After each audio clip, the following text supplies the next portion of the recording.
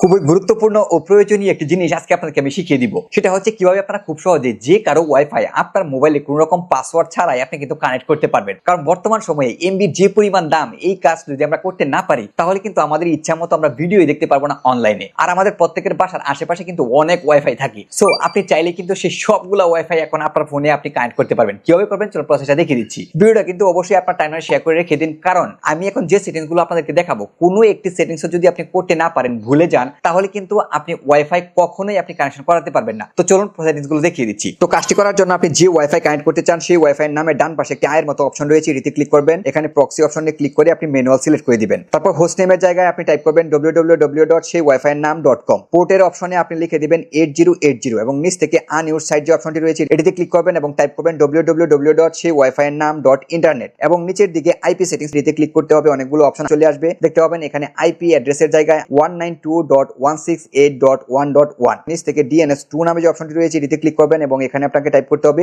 8.8.4.4। ব্যাকে চলে আসবেন, ব্যাকে আসার পর আবারও সেই ওয়াইফাই নামের উপর ক্লিক করবেন এবং এখানে সেই ওয়াইফাই এর নামটা লিখবেন 1 থেকে 9 পর্যন্ত আপনি টাইপ করে আপনি ঠিক চিহ্নতে ক্লিক করে দিবেন, দেখবেন যে কানেক্ট হয়ে গিয়েছে। এখানে আরো একটি জিনিস বলে রাখা ভালো, সেটা হচ্ছে এক এক মোবাইল কোম্পানির আইপি অ্যাড্রেস কিন্তু এক এক রকম হয়ে থাকে। তাই আপনার মোবাইলটা যে কোম্পানির সেই কোম্পানির নামটা আমার কমেন্ট বক্সে লিখে দিবেন, সেই কোম্পানির আইপি অ্যাড্রেসটা আমি আপনাকে দিয়ে দিব, তাহলে কিন্তু আপনি খুব সহজেই আপনার মোবাইলে আপনি ওয়াইফাই কানেক্ট করতে পারবেন।